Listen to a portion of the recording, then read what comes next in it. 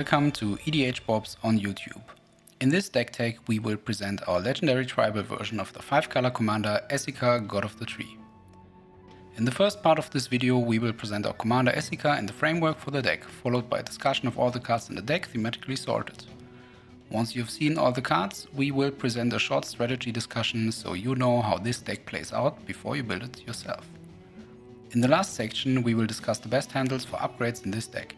If you want to skip ahead, you can find timestamps to the different parts of the video and a link to the deck list in the description below.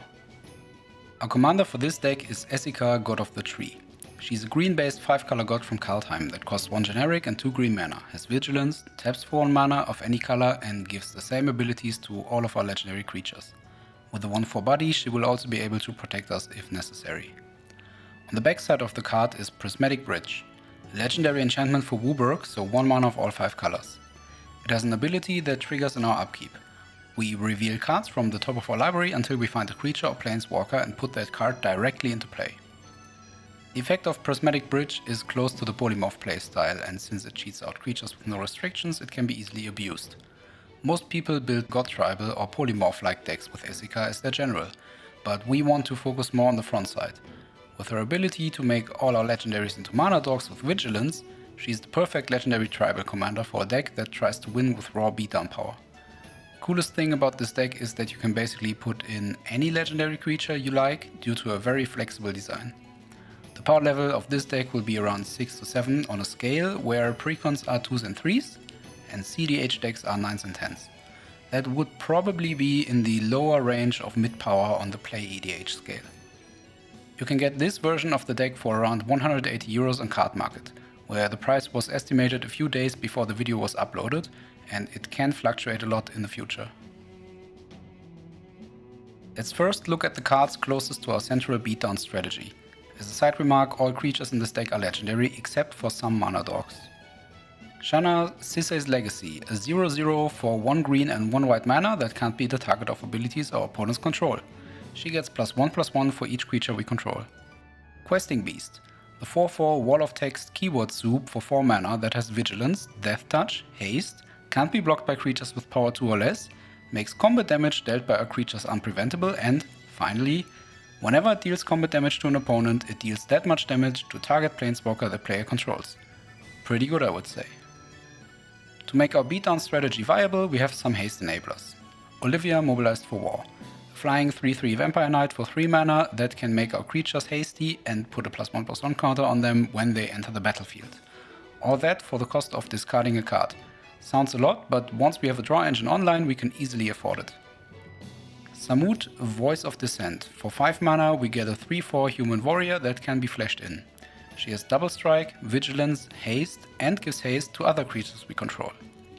We can pay 1 white mana and tap her to untap another target creature.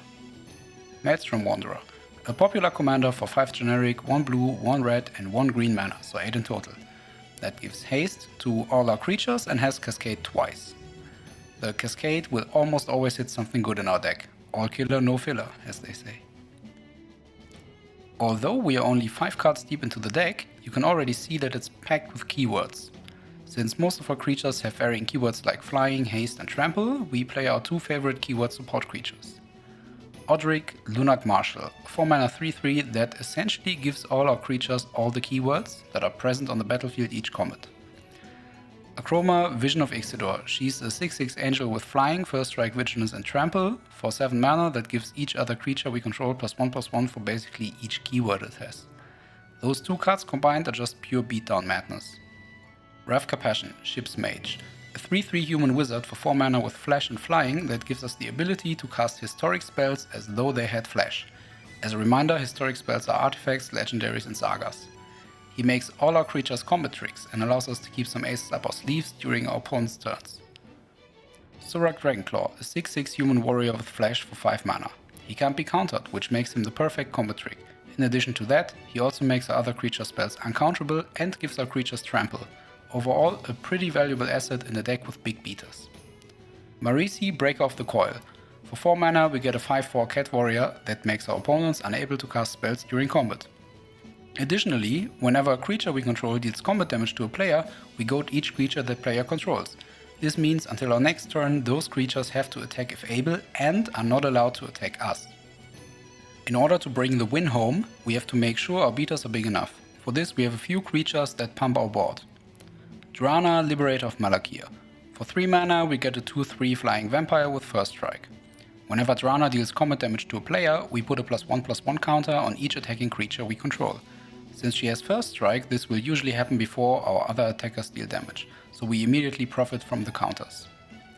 Judith the Scourge Diva. She's a 3 mana 2/2 that gives our other creatures +1 power. Additionally, she also deals 1 damage to any target whenever a non-token creature we control dies. That's a good way to punish board wipes that are usually quite strong against us. One of the new D&D class cards is a perfect match for our deck. Bard class costs just 2 mana and makes all our legendary creatures enter the battlefield with an additional +1/+1 counter. For 2 mana we can level it up at sorcery speed to also make our legendary creatures 1 green and 1 red cheaper. For 5 mana we can then level up again to make it also exile the top 2 cards of our library whenever we play a legendary creature. We can play those 2 cards the turn they have been exiled. Bruce Tal Boorish Herder is a 4 mana 3/3 human ally that gives one of our creatures double strike and lifelink when he enters the battlefield or attacks. That's a great way to really get some damage dealt with double strike, but also a good way to gain life. Being a 3/3, he is also a relevant beater himself. Although we already have a solid beatdown base, we sometimes need that little extra to actually get enough damage in. For this we have our 3 finishers. First, Progenitus, the 10/10 Hydra avatar that has protection from everything. Yes, really from everything. White, blue, pigeons, crows, fridges, taxes, everything. This essentially means that it has Shroud, can't be blocked, and will never take any damage. The downside is of course the very restrictive mana cost of double Wooburg. With the correct setup, our deck is very capable of paying that cost. Hero's Podium is a legendary artifact for 5 mana that has a one-sided coat of arms effect for legendaries. Each legendary creature we control gets +1/+1 for each other legendary creature we control. It also lets us pay X and tap it to let us search the top X card of our library for a legendary creature that goes right into our hand. Last but not least, Najeela the Blade Blossom. The 3/2 human warrior for 3 mana is a popular commander that can even be played in CEDH level, due to her activated ability that can only be activated during combat. For Wooburg mana, we untap all attacking creatures. They gain Trample, Lifelink and Haste until end of turn. After this phase, there is an additional combat phase. She also gives us an attacking 1/1 warrior whenever one of our warriors attacks. When you play Najeela in a deck, she almost always goes infinite somehow. This deck is no exception and she actually synergizes very well with Esika. In order to make her infinite, we need Najeela and Esika on the board plus any 3 legendary creatures. During our combat phase, we attack with all 5 creatures. Since they have Vigilance from Esika's passive ability, they are not getting tapped. Now Najeela's first ability will trigger at least once. This will go on the stack and we can let it resolve, to create the attacking warrior tokens if we want. It's not part of the combo, but it happens anyway. So after the ability has resolved, we can start the loop. Since our creatures are attacking but untapped due to Vigilance from Esika, we can now use the second part of Esika's passive and tap all 5 creatures for exactly Wooburg mana. We then spend this mana to activate Najeela's ability. When it resolves, this will untap all attacking creatures, including our 5 legendaries, and give them Trample, Lifelink and Haste until end of turn. We also get an additional combat phase after this one. So now all our creatures are untapped and still attacking, so we can start the loop again by tapping for mana and so on and so forth. This will give us infinite combat steps. If the board state allows for it, this will already be quite lethal, since Najeela doubles the number of warriors every time we attack. Although the tokens don't have Vigilance, we can start the loop again at any time to untap them, given that our legendary creatures survive each attack. The real power of this combo becomes apparent when we add a 6 mana producing creature to the mix. Now we can produce extra mana in every loop, giving us infinite mana of any color during our combat. With this, we can for example activate Sisay, Weatherlight Captain an infinite number of times to tutor out almost any legendary from our deck onto the board. Since they also get haste during the loop, we can actually use them to attack in our extra combat phases. Alternatively, we can add a 6th creature with a tap ability, for example Captain Sisay. Since we only need 5 creatures for the loop, Captain Sisay can tap for her ability. This means that we can tutor up any amount of legendaries to our hand. Feel free to modify the deck more towards this combo or remove it completely, it's up to you. With the beatdown plan done, we will now move towards the utility part of the deck. Let's start with the ramp section. Our deck is a 5-color deck with mostly green mana, so we can make sure we have the 2 green mana for Esika. The perfect fit for such a deck is Birds of Paradise. This 1 mana 0/1 flyer can tap for 1 mana of any color. It fixes our mana and helps us put out Esika on turn 2.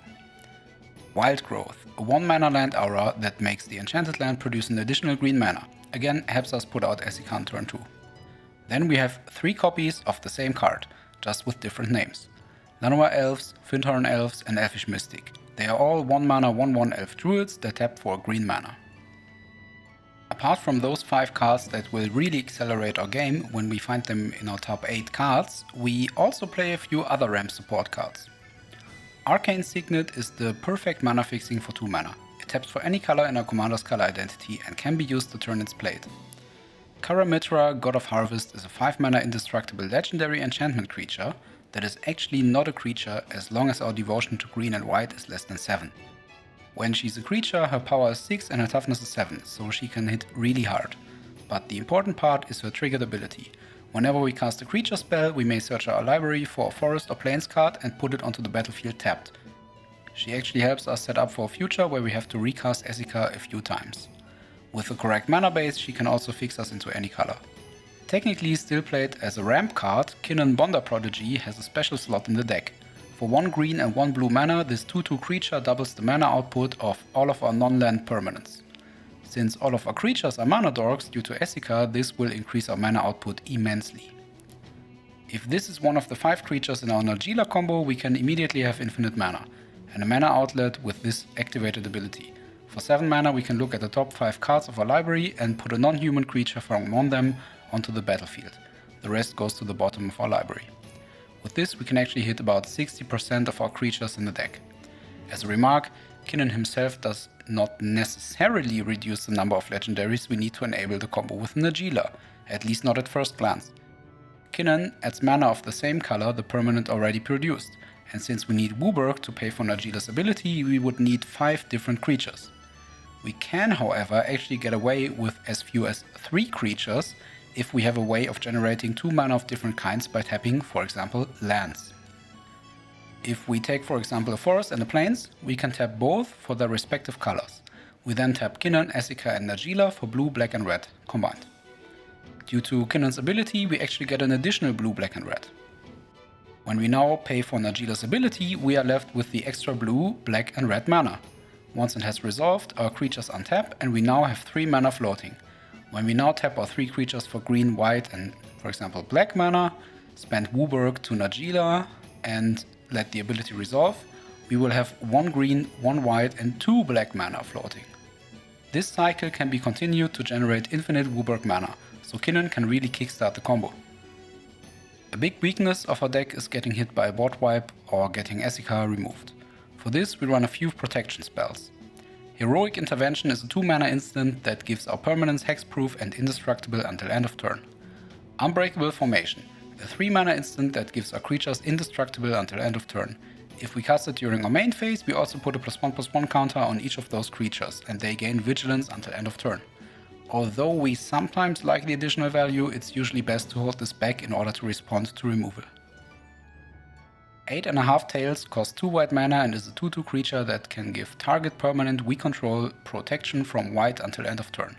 This ability costs only 2 mana and can be activated repeatedly. In addition to that, we can pay 1 mana to make target spell or permanent white until end of turn. The versatility of this creature should not be underestimated. We also run Kira, Great Glass Spinner, a 3 mana flying 2/2 that gives our creatures, whenever this creature becomes the target of a spell or ability for the first time each turn, counter that spell or ability. Usually this is really good protection, but it can sometimes lead to awkward situations where it actually counters effects that we want to have happen. But since only a few cards in our decks have this bad interaction with Kira, we will still mostly benefit. In terms of removal, we have Beast Within and Generous Gift. Both cost 3 mana, are instants and destroy target permanent. Beast Within gives the controller a 3/3 green beast creature token, Generous Gift a 3/3 green elephant to compensate for the loss of their deer permanent. Corrosion Grip is a classic 3 mana instant that destroys target artifact or enchantment, but it has split seconds so no one can respond to this spell. Glissa Sunseeker is a 3/2 first striking elf for 4 mana that can tap to destroy target artifact if its mana value is equal to the amount of mana in our mana pool. Sounds strange, but it's actually really strong. Kogla the Titan Ape is a 6 mana 7/6 ape that pulls double duty in our deck. First, when it enters the battlefield, it fights up to one target creature we don't control, so this is essentially targeted removal. Then, whenever it attacks, we destroy target artifact or enchantment defending player controls. And the cherry on top is its activated ability. For 2 mana we can return target human we control to our hand to give Kogla indestructible until end of turn. So not only is this MTG version of King Kong creature removal and repeatable artifact and enchantment removal, it can also bounce 40% of our creatures to our hand, so we can get repeated ETB value or rescue them if removal is incoming. He's a really nice 1-card toolbox. We also put Neith of the Dire Hunt in our removal category, although she's much more than that. First, whenever one or more creatures we control fight or become blocked, we draw a card. But then, we can also pay 3 mana at the beginning of combat on our turn to double target creature's power until end of turn. That creature must be blocked this combat if able, so we can use her to strategically force inefficient blocks. We additionally play some mass removal spells in order to reset the board if necessary. First, we have Massacre Girl. For 5 mana we get a 5/5 human assassin with menace. When she enters the battlefield, each other creature gets -1/-1 until end of turn, and whenever a creature dies this turn, we repeat the process. Usually this results in a full board wipe with just Massacre Girl left. Urza's Ruinous Blast is a 5 mana legendary sorcery, so we can only cast it if we control a legendary creature or planeswalker, but the effect is extremely powerful. Exile all non-land permanents that aren't legendary. Since almost everything on our side is legendary, this will hit our opponents much harder than it hits us. Most importantly, it gets rid of annoying artifacts and enchantments. The third mass removal spell is Merciless Eviction, a 6 mana sorcery that allows us to exile all cards of a specific type. We can choose one of the following: artifacts, creatures, enchantments, and planeswalkers. As with Urza's Ruinous Blast, the fact that those spells actually exile the permanent can be very relevant in matchups against artifact or enchantment based decks, just to mention 2. If we get hit by targeted or mass removal ourselves, we have a suite of cards to set up our comeback. First, Gerard Weatherlight Hero. This 4 mana 3/3 human with first strike exiles himself when he dies, and we return all artifacts and creature cards from our graveyard to the battlefield that were put there from the battlefield this turn. Rien, Angel of Rebirth, is another all-rounder. For 5 mana, this 5/4 Flying Angel gives other multicolored creatures we control +1/+0, and whenever another multicolored creature we control dies, we return it to our hand at the beginning of the next end step. Kethis, the Hidden Hand, is a 3 mana 3/4 that reduces the cost of our legendary spells by 1 generic mana, but he also has an activated ability.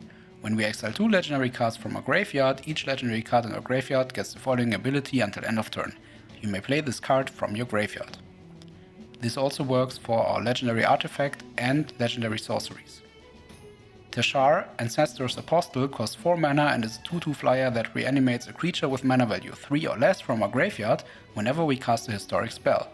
Exactly 50% of our creatures have mana value 3 or less, so we are very likely to find a few of them in our graveyard in the mid or late game. Primeval's Glorious Rebirth is a legendary sorcery for 7 mana that returns all legendary permanents from our grave to the battlefield. Although explicitly a late game card, it has the potential to win us the game on the spot. Keep in mind that you have to control a legendary creature in order to cast this spell. Although this is not a dedicated Hatebears or Stax deck, there are a few creatures in that category that are just too good to not play them. First, we have Lavinia, Azorius Renegade. The 2 mana 2/2 says each opponent can't cast non-creature spells with mana value greater than the number of lands that player controls. And whenever an opponent casts a spell, if no mana was spent to cast it, counter that spell. She essentially forces our opponents to play fair. That shouldn't be too salty even in a casual game. Kambal, Consul of Allocation, is a 3 mana 2/3 human advisor that drains an opponent for 2 life when they cast a non-creature spell. Anafenza the Foremost is our graveyard hate card. For 3 mana, the 4/4 human soldier gives a +1/+1 counter to another target tapped creature when she attacks. Note that the target creature has to be tapped, but does not need to be attacking. This interacts a bit weirdly with our commander. Since all of our creatures will usually have vigilance, they will not get tapped when they attack. If we want to get the counter, we need to tap our creatures otherwise, for example for mana in our first main phase. The main reason for playing an offenser is actually the second ability. If a creature card would be put into an opponent's graveyard from anywhere, exile it instead. This shuts down most graveyard-based strategies. Thalia, Heretic Cathar, is a 3 mana 3/2 human soldier with first strike that makes creatures and non-basic lands our opponents control enter the battlefield tapped. This ability can never be overestimated. Usually that makes our opponents fall behind a full turn and avoids flashing in blockers and really taxes flicker decks. The next section is a particularly relevant one for our deck, card draw and card advantage. If we can play Esika as early as turn 2, we will be able to play our entire hand really fast. In those cases, we have to avoid running out of gas. Our best card for this is Reki, the History of Kamigawa. This 3 mana human shaman draws us a card whenever we play a legendary spell. Next in line is Joyra, Weatherlight Captain. For 4 mana, we get a 3/3 human artificer that has, whenever you cast a historic spell, draw a card. Julain, Teller of Tales, or probably also known as Hulen, Teller of Tales, is an inherently broken card in the command zone. In the 99, he still lifts a lot of weight. The 5 mana 2/3 human druid with vigilance has, whenever you cast a creature spell, draw a card. Then you may put a land card from your hand onto the battlefield. And we can also pay 3 and tap him to return target creature we control to our hand. Essentially, we will draw cards, ramp a bit, and we can also return something to our hand as a response to removal or to cast it again and get a new trigger for the first ability. Edric, Spymaster of Trest, costs 3 mana and has, whenever a creature deals combat damage to one of your opponents, its controller may draw a card. Although the ability looks harmless, it should not be underestimated. Every player likes to draw cards, so it is unlikely that he will be removed immediately. When he's on the board, he will incentivize your opponents to attack each other. This might not give us full immunity, but at least our opponents will likely try to spread out their attacks. Next, we have Brina the Demagogue. The 3 mana 1/3 flyer has a similar but still different ability that is 6 full lines long. The gist of this wall of text is that whenever someone attacks our opponent that has not the lowest life total among our opponents, the attacking player draws a card and we get 2 +1/+1 counters on a creature we control. Again, this will incentivize our opponents to spread out their attacks, but additionally, we get the +1/+1 counters and we have a flyer that benefits most from those counters. Toski, Bearer of Secrets, is quickly becoming an EDH All-Star for creature-based decks. The 1/1 indestructible squirrel for 4 mana can't be countered, has to attack each turn if able, and has, whenever a creature you control deals combat damage to a player, draw a card. With a big board, this will draw us a ton of cards. Being indestructible, Toski is one of the better creatures to have on the board when the board wipe is inbound. He will survive most sweepers and should be able to immediately draw us at least 1 card after the board has been cleared. Similar to, but unfortunately not as good as Toski, is Grezzelek's Illithid Scholar. For 3 mana we get a 3/2 horror that allows us to return our creatures back to our hands if they get blocked. The important part is the Toski-like second ability. Whenever 1 or more creatures we control deal combat damage to an opponent, we draw a card. So this incentivizes us to spread the attacks in order to draw a maximum of 3 cards each combat. But to be honest, drawing a single card is also pretty good. We also run Queen Machisa. She's a 4 mana 3/3 human assassin with Death Touch and Haste that makes us become the monarch when she enters the battlefield. We also get a 1/1 black assassin creature token with Death Touch and Haste on our upkeep if an opponent is the monarch. Kenrith, the Returned King, is always a very versatile creature in decks that can produce enough mana and have good fixing. He's a 5/5 human noble for 5 mana that has 5 activated abilities. For 1 red, all creatures gain Trample and Haste until end of turn. Yes, that's all creatures. This can be used for some sneaky opponent support. For 1 generic and 1 green mana, we can put a +1/+1 counter on target creature. For 2 and a white, target player gains 5 life, always good in a pinch. For 3 and a blue, target player draws a card. For 4 and a black, we put target creature card from a graveyard onto the battlefield under its owner's control. Since we do not have to tap Kenrith for these abilities, we can use them as often as we like. He offers a versatile set of tools for our own deck and politics on the table. Not card draw, but card advantage is the legendary sorcery Kamal's Druidic Vow. For X and 2 green we look at the top X cards of our library. We can then put any number of land or legendary permanents with mana value X or less from amongst them directly onto the battlefield. The rest goes to our graveyard. You really want to cast this with X larger than 4, the more the better. Kolvori, God of Kinship, is a 4 mana 2/4 that gets +4/+2 and Vigilance if we control 3 or more legendary creatures, so almost always. We can pay 2 mana and tap her to pick up a legendary creature from the top 6 cards of our library. The rest of the cards go to the bottom in a random order. This is essentially 2 mana to draw a relevant card. It's very unlikely to whiff with her ability. She also has an artifact on the backside. Although not super relevant, there might be a time where we want to use it. It's essentially a 2 mana mono green mana rock that can only be used to cast legendary creatures or creatures of the type that we choose when we play it. The correct type to choose would probably be Elf, since 3 out of 4 non-legendary creatures in our deck are green elves. In order to always find what we need, we play a suite of 5 tutors. First, Time of Need. This 2 mana sorcery is the perfect budget tutor for decks that have a critical mass of legendary creatures, since it tutors up a legendary creature from our deck to our hand. Search for Glory is a very similar card from Kaldheim. The 3 mana Snow sorcery tutors up a Snow permanent, a legendary card or a saga into our hand. We also get 1 life for each Snow mana we spend to cast this spell. This will often be used to find a legendary creature, but it can also find our legendary sorceries and artifacts, some of which can be considered finishers. The old school 4 mana Captain Sisay has been errata to be a human soldier, 2 very relevant creature types. She can be tapped to tutor up a legendary card from our library to our hand. Yes, this also finds the sorceries and artifacts. The newer 3 mana version, Sisay Weatherlight Captain, is also a 2/2 human soldier. She gets +1/+1 for each color among other legendary permanents we control. At this point, it should be mentioned that color is not equal to color identity. Sisay's color is for example white, but her color identity is all 5 colors due to the mana symbols in the text. She has an activated ability for Wooburg that tutors up a legendary permanent with mana value less than her power from our library directly onto the board. Again, this also hits our legendary artifact. She also does not have to get tapped for this ability, making it especially strong. Varagoth Bloodsky Sire is the 3 mana 2/3 Death Toucher that has the new Boast ability. When he attacks, we can pay 2 mana once to have target player tutor up a card from their library onto the top of their library. The last section in our deck is the mana base. Since we tried to build this 5-color deck on a budget safely below 200 euros, the biggest cuts had to be made in the mana base. It is however very functional and the deck runs pretty smooth with it. First up is Command Tower, an untapped land that generates any color in our deck. Path of Ancestry enters the battlefield tapped, but also generates any color. When we cast a god with it, we can also scry 1.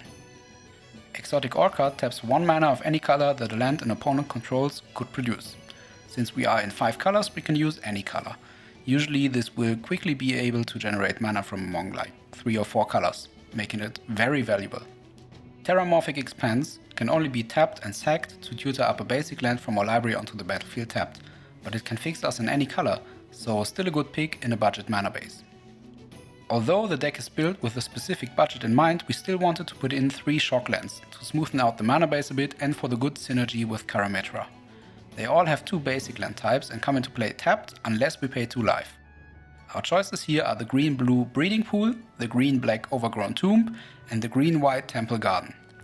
Any fetch land that is able to find a forest type land will fix us really good in this deck, so they would be high up in the upgrade list. Additionally, we play 3 Pain lands.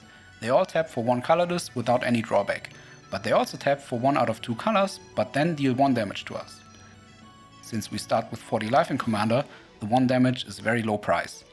We choose to play red and white Battlefield Forge, green and white Brushland, and green and blue Yavimaya Coast.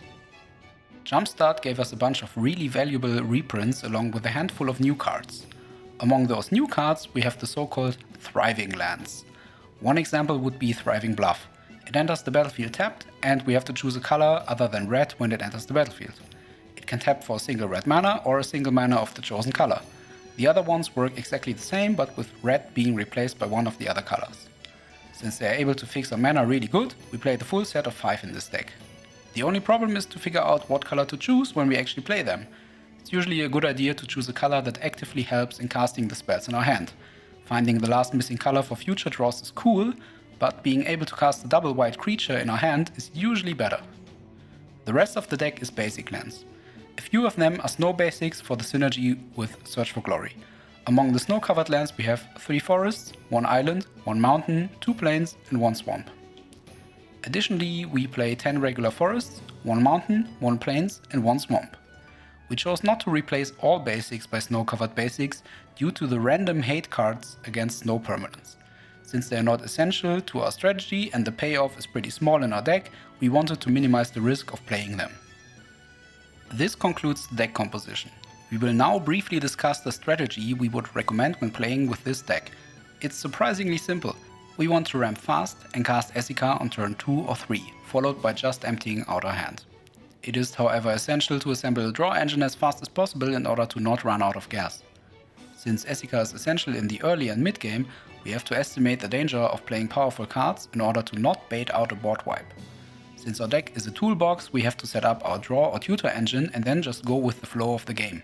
It's usually as simple as find one of the recursion or protection spells, find a removal spell when necessary and try to power out big beaters in order to assemble a board that will be able to win us the game. Typically high priority creatures during the early game are Reki and Joyra as draw engine, or Captain Sisei as a tutor engine. It is also always a good idea to find a Karametra very early when the game is still quite laid back. She's very resilient and helps ramping at a ridiculous rate. Kinnan can kickstart a game once the draw engine has been assembled. When there is some time to breathe, Jara is always a good tutor target. Showing him off when tutoring for him and then holding up 4 mana is often enough to avoid getting board wiped at all. In the mid to late game, we would then advise switching to the beatdown plan as fast as responsibly possible. It is mandatory to find protection or recursion at this point, because the table's attention will turn towards us really quick once we start to threaten our opponent's life total. Since all our legendary creatures are vigilant, we should try to min-max the timing of our turn. If we keep tapping our creatures for mana in our first main phase, we will not be able to attack. But attacking first usually threatens our creatures, and a dead creature can no longer produce mana. So every turn the timing of our actions should be considered carefully. How do we then close out the game? Well, our only real win con is beatdown, so raw damage to the face. Although we have an infinite combo in our deck, the win is still via combat damage.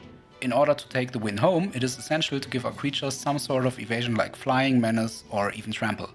Additionally, our creatures might be powerful, but it's still quite hard to deal a total of 120 combat damage in a short amount of time, so we also have to find a way to pump our team for the win. But given that our opponents probably have some sort of interaction at the ready to counteract our pumping, a win no earlier than turn 8 to 10 is realistic. When playing a deck that is combat based, it is always a good idea to focus the opponent that has the best answers to our deck. So in our case that would be, for example, a black or white based control or mid-range deck. But the good news is that we are really hard to stop once the draw engine has been assembled. The mulligan strategy for this deck is pretty straightforward. It is absolutely mandatory to have 2 green mana on turn 2 or 3 in order to play Esika. If our starting hand does not support that, it has to go.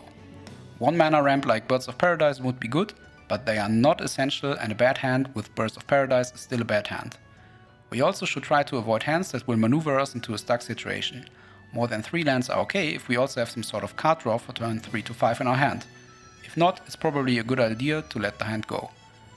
And the last point we have to consider is, once Esika is on the board, can we curve out?